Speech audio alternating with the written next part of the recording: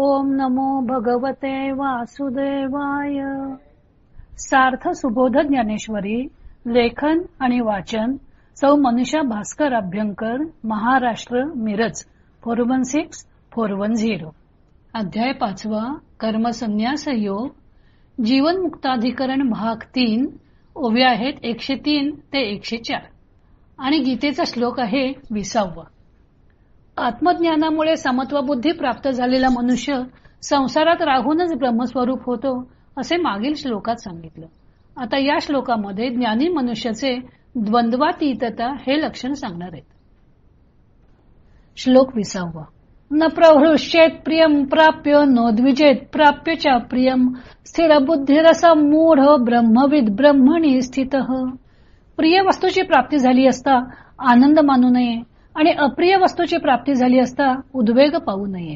अशी समदृष्टी ज्यांची आहे तेच स्थिरबुद्धी, मोहरहित, ब्रह्मज्ञ व ब्रह्माच्या ठिकाणी स्थित आहेत असे ओळख. तरी मृगजळाचे निपुरे जैसे न लोटी जे का गिरीवरे तैसा शुभाशुभी न विकरे पातलाजो. मृगजलाच्या लोंढ्याने ज्याप्रमाणे मोठा पर्वत किंचितही ढकलला जात नाही, त्याप्रमाणे चांगल्या अथवा वाईट गोष्टी प्राप्त झाल्या असता ज्याच्यामध्ये विकार उत्पन्न होत नाही, तोची तो निरुता समदृष्टी तत्वता हरी म्हणे पंडुसुता तोची ब्रह्म.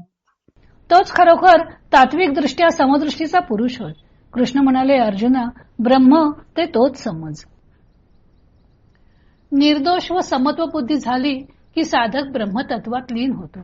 ब्रह्मस्वरूप झाल्यानंतर तो या संसारात राहून कर्मे करीत असतानाच पुनर्जन्मावर विजय प्राप्त करतो.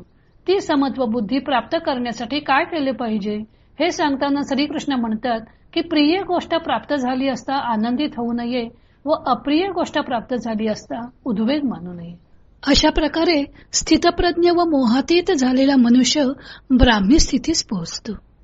ज्ञानी मनुष्याची लक्षणं 2ऱ्या अध्यायात स्थितप्रज्ञाची लक्षणं म्हणून, 4थ्या अध्यायात प्राप्त पुरुषाची लक्षणं म्हणून, तर या अध्यायात जीवनमुक्ताची लक्षणं म्हणून आलेली आहेत. पुढे सुद्धा भक्त, गुणातीत यांची लक्षणं सुद्धा ज्ञानी मनुष्याची लक्षणं म्हणूनच येणार आहेत. समत्व बुद्धी हे ज्ञानी मनुष्याचे लक्षण.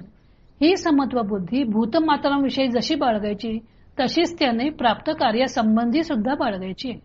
प्राप्त झालेले कार्य हे आपल्याला आवडणारे असो वा नसो ते कर्तव्य निष्काम बुद्धीने पार पाडायचे. एखादे कर्तव्य जेव्हा उभे ठाकते त्यावेळी ते आपल्याला आवडणारे असतेच असे नाही. कधी कधी ते अप्रिय असते, कधी ते पार पाडण्यास कठीण असते, कधी ते कमी प्रतीचे असते, कधी त्या कर्मामुळे मोठेपणा मिळण्याची शक्यता नसते, कधी ते वेळ खाऊ असतं. अशा नानाविध कारणाने प्राप्त कर्तव्य अप्रिय होण्याची शक्यता असते. पण जर ते कर्तव्य म्हणून उभे ठाकले असेल तर ते पार पाडायलाच हवं. तरच तो मनुष्य समत्व बुद्धी झाल्यामुळे कर्मयोगी ठरेल. कर्तव्याबद्दल जर बुद्धी सम होईल तर ती 2ऱ्या अध्यायात सांगितल्याप्रमाणे व्यवसायात्मिका म्हणजे स्थिर होईल. मग कर्तव्य अकर्तव्य या विषयीचा मोह दूर होऊन ती नित्य सत्वस्थ होईल. असा मनुष्यच ब्रह्मविद होतो व ब्रह्मप्राप्ती गाठतो. आता सुद्धा अर्जुनापुढे भीष्म द्रोण वधाचे दुष्कर कार्य कर्तव्य म्हणून उभं ठाकलेलं होतं. ते दुष्कर तर आहेच, पण कदाचित निंदा प्राप्त करून देणारे, ममत्व भावामुळे करू नये असे वाटणारे आहे. परंतु इथे अर्जुनाने हे कर्म कर्तव्य बुद्धीने पार पाडण्याची आवश्यकता आहे हे श्रीकृष्णांना सुचवायचे.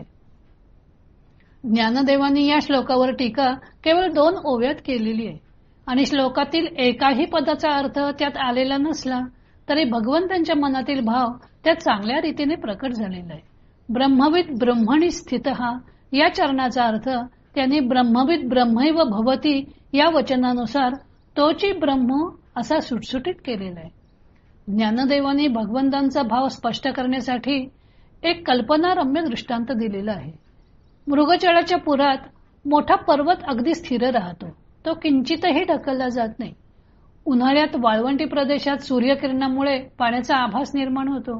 हरणांना ते पाणी आहे असे भासून त्या पाण्याच्या ओढीने ती मैलोगणती धावत जातात, पण त्यांना पाण्याचा एक थेंब सुद्धा प्राप्त होत नाही.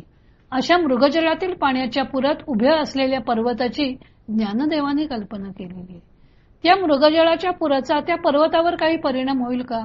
कारण ते पाणी मुळातच खोटे आहे, भासमान आहे. त्याप्रमाणे हा संसार मुळातच खोटा म्हणजे भासमान आहे. अर्थात त्यातील सुखदुःखे सुद्धा भासमानच आहेत. तेव्हा त्या सुखदुःखाने विचलित होणे हे अज्ञानाचे लक्षण नाही का? स्थितप्रज्ञ मनुष्य त्या पर्वताप्रमाणे अचल असतो. खऱ्या पाण्याच्या लोंढ्यामुळे कदाचित पर्वत ढासळण्याची शक्यता आहे. म्हणून ज्ञानदेवाने येथे मृगजळाचा पूर कल्पिलेला आहे. एखादे योग्य उपमान नाही आढळलं तर ज्ञानदेवांची प्रतिभा कुंठित होत नाही. ते एखादे उपमान दृष्टांत म्हणून वापरताना आपल्याला अनुकूल असा त्यात बदल करून घेतात. त्याचं हे एक उत्कृष्ट उदाहरण आहे. पुढे श्रीकृष्ण जीवनमुक्ताचं आणखी एक लक्षण सांगणार आहेत. तो भाग आपण उद्या पाहू.